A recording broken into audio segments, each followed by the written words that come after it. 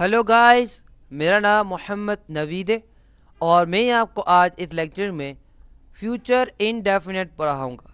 ये क्या है, क्यों इस्तेमाल होता है, आज हम यूसेज, स्ट्रक्चर और एग्जांपल्स के थ्रू सीखेंगे। तो चलिए सबसे पहले हम देख लेते हैं इसके यूसेज को। ये लीजिए आज का यूसेज हमारे पास, when the situation is going to happen in future.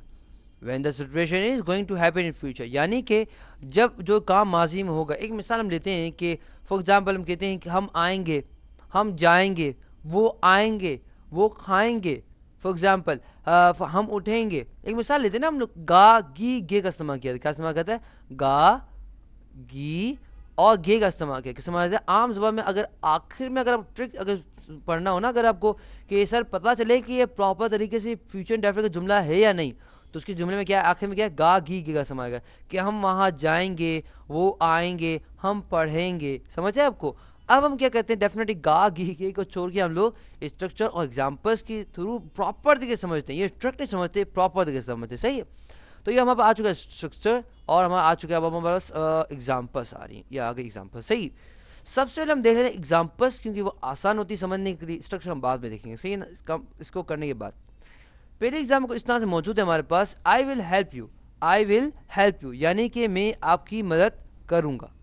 समझ है आपको। और ये गा गी का इस्तेमाल करूंगा, आगे देखिए, मैं आपकी मदद करूंगा। दे विल इन्फॉर्म यू यानी कि वो आपको इतला देंगे, तो देंगे आगे। समझ है आपको। तो हम कहते हैं गा गी और गे का इस्तेमाल हो रहा है। जैसे हम वहाँ आएंगे, हम वहाँ जाएंगे, हम पढ़ेंगे, हम सुनेंगे, हम लिखेंगे। तो ये क्या कहते हैं, फ्यूचर इनडेफिनिट कहलाता है। सही है। अब हम क्या करते हैं, हम लोग एक और मैं आपको बता चलूँ कि आई विल की जगह आजकल आई इल भी इस्तेमाल किया, यानी कि इस तरह इस्तेमाल किया था इल, तो आइल। तो अगर कोई कॉन्ट्रैक्टिव फॉर्म बता करनी है तो ये हमारे पास क्या आइल है, मतलब आई go there, I go there हम बहुत सा सुना होगा। तो हम आई के साथ इस तरह लगा होता है ना, इस तरह करके हुए, तो ये आई विल ही होता है, मगर उसको क्या करते हैं, छोटा कर दिया, कॉन्ट्रैक्टिव फॉर्म होता है। सही ना। तो अब ये भी इस्तेमाल आप कर सकते हैं, मगर इनफॉर्मल कहलाता है। तो अगर अच्छा है तो यही है कि आप क्या करें, यही विल प्रॉपर इस्तेमाल करें जब आप बुक लिख रहे हो, या आप पेपर दे रहे हो, या किसी से बात कर रहे हो। बाकी वो भी इस्तेमाल किया जाता है, तो मैंने आपको बताते हुए इस्तेमाल किया जाता है। सही है। तो हमें समझ आ गया आपको कहा है फ्यूचर इंडेफिनिट। अब हम चलते हैं सब्जेक्ट की तरफ, और डेफिनेट स्ट्रक्चर के अंदर सब्जेक्ट हमारा सबसे पहले आ रहा है। सब्जेक्ट क्या होता है, सब्जेक्ट के बहुत सारे मायने हैं। अगर आप जाएँ तो बहुत सारे मीनिंग है, मगर डेफिनेटली मैं जानता हूँ कि आपको बहुत आसान तरीके से समझना है, तो मैं आपको अच्छे तरीके से आसान जबान समझाता हूँ। ठीक है। बहुत से डेफिनेशन दूंगा, सब बताता हूँ, डायरेक्ट सिर्फ सिंपल बताता हूँ। सब्जेक्ट क्या होता है, सब्जेक्ट मीन्स कौन, यानी कि हम कहते हैं कि किसने किया, यानी कि कौन हेल्प करेगा। मैं कहा मैं आपकी हेल्प करूँगा, मैं, तुम, वो, कहते हैं ना, मैं, तुम, वो, हम, वो। समझ है आपको। तुम, वो, हम, मेरा नाम भी आ सकता है यहाँ पे, आपका नाम भी आ सकता है, यानी कौन। या बताते हैं आई वी दे यू इस्तेमाल करते हैं ना, यहाँ पे इस्तेमाल हम कर सकते हैं, यानी कि सब्जेक्ट के अंदर कोई भी कौन है हमारे पास। समझे आपको। मतलब परफॉर्म हम यहाँ बता सकते हैं। सही ना।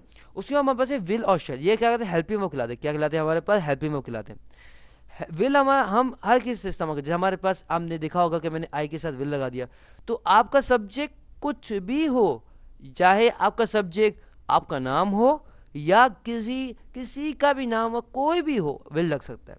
मगर अगर शेल लगाना चाहते हैं, दो रिस्ट्रिक्शन है।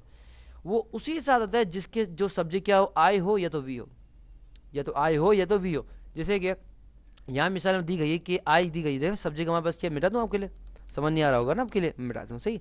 तो ये लीजिए हमारे पास, ये सब्जेक्ट आप देख रहे हैं, सब्जेक्ट क्या है हमारे पास, यहाँ पे देखिए सब्जेक्ट क्या है हमारे पास, सब्जेक्ट क्या हमारे पास, आई है, तो क्या आएगा हमारे पास, शैल आएगा। मगर कहीं सर ठेड़िए, आपने क्या कर दिया, आपने तो विल इस्तेमाल कर दिया। जी हाँ, देखिए आजकल जो है ना, वो आई के साथ विल भी लग जाता है, मगर अगर प्रॉपर तरीके से करना है तो आई के साथ क्या लगा, शेल लगा है। सही है। और अगर हमारे पास सब्जेक्ट क्या होता है, वी होता, तो हम वी के साथ क्या शेल लगा सकते हैं। बाकी किसी के साथ शेल नहीं लगा सकते, दे शेल हम इस्तेमाल नहीं कर सकते। समझ है आपको। जो लोग इस्तेमाल करते हैं वो गलत करते हैं। तो हम दे के साथ या किसी सिर्फ आई और वी के साथ शेल इस्तेमाल करते हैं, बाकी हम शेल इस्तेमाल हम नहीं कर सकते। उसके बाद हमारे पास है वर्ब। क्या है, मैं वर्ब की फर्स्ट फॉर्म में हमारे पास वर्ब है। आप कहेंगे सर वर्ब की फर्स्ट फॉर्म ने कहा, क्या कहा, वर्ब की फर्स्ट फॉर्म, मुझे तब ये बताएं कि वर्ब क्या है। फॉर्म में बता दें सबसे पहले। जी हाँ मैं बता रहा हूँ। सही।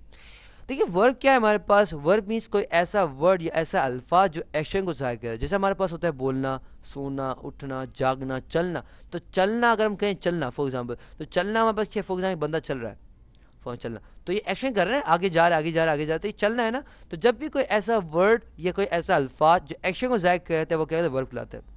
अब इसके बाद फॉर्म होती है, देखिए इंसान की फॉर्म होती है, जो हम कहते हैं बच्चा होता है, उसके बाद थोड़ा बड़ा होता है, उसके बाद जवान होता है फॉर एग्जांपल, उसके बाद क्या होता है बुढ़ा होता है, एक मिसाल दे रहा हूँ। तो ये फॉर्म होती है, फॉर्म चलती आती है। इस तरह से हमारे पास क्या होती है, हमारे पास अकॉर्डिंग टू जो सेंटेंस या कुछ होता है तो हम क्या करते हैं, टेंस के मुताबिक हम क्या करते हैं, फॉर्म भी चेंज करते हैं। मगर यहाँ पे आपको ये टेंशन की जरूरत नहीं कि आया यहाँ पे मैं फर्स्ट फॉर्म लगा दी, अगली दफ़ा सेकंड फॉर्म आएगी, नहीं, यहाँ पे वर्ब की फर्स्ट फॉर्म ही हमेशा आती है, सही। इसके बाद जब हेल्प मीन्स मदद करना, देखें हमारे पास आ गया ना मदद करना, सही ना। उसके बाद हमारे पास है ऑब्जेक्ट, क्या है हमारे पास ऑब्जेक्ट। ऑब्जेक्ट क्या करता है, ऑब्जेक्ट बड़ा अहम किरदार अदा करता है हमारे सेंटेंस के अंदर। यानी कि अगर हमारे सेंटेंस के अंदर ऑब्जेक्ट ना हो तो माइंड थोड़ा बहुत नहीं मिलता है ना। जैसे मैं कहूँ अगर थोड़ी देर के उसको भूल जाते, थोड़ी देर के उसको भूल जाते, आंखें बंद कर रहे हो, उसको क्या करें, आप थोड़ी देर के उसको भूल जाए। आप क्या कहें, आप कहें आई विल हेल्प, मैं मदद करूँगा, किसकी, मेरी करोगे, उसकी करोगे, या उस ऑर्गेनाइजेशन करोगे, या अपनी करो, किसी करोगे। अगर मैं ऑब्जेक्ट ना लगाऊं तो बातें बहुत सारी हो सकती है ना। मगर मैंने क्या कहते, जैसे मैंने ऑब्जेक्ट लगा दिया, यू लगा दिया, तो क्या हो गया, आई विल हेल्प यू, मैं आके मदद करूंगा। अब इसमें कोई दूसरा एक ख्याल में नहीं आता, हाँ बस सही मैंने मदद करोगे, समझ आया आपको। इस तरह से दूसरी मिसाल हमारे पास है कि दे हम सब्जेक्ट हमारे पास है, दे के साथ विल लगाया हमने, इन्फॉर्म हमें क्या, हमें इतला देना, ये हमारे पास वर्ब है, और यू हमारे पास क्या ऑब्जेक्ट है। ये था हमारे पास फ्यूचर इनडेफिनेट। आई होप आपको समझ आ गया हो। मैंने पूरी 100% कोशिश की आपको अच्छे अंदाज में, अच्छे मिसालों के जरिए आपको समझाऊँ। अगर फिर भी ना समझ आए तो आप ऑल टेंसेस के अंदर आप आके फ्यूचर इंडेफिनिट को पढ़ सकते हैं, बहुत सारे एग्जांपल्स वहाँ दी गई हैं। तब भी कुछ समझ ना आए तो आप कॉन्टैक्ट के पेज में जाके हमें ईमेल भी आप कर सकते हैं। तो अल्लाह हाफ़िज़, हमारे इंशाल्लाह आपसे अगले लेक्चर में मुलाकात होती है। टिल देन अल्लाह हाफ़िज़।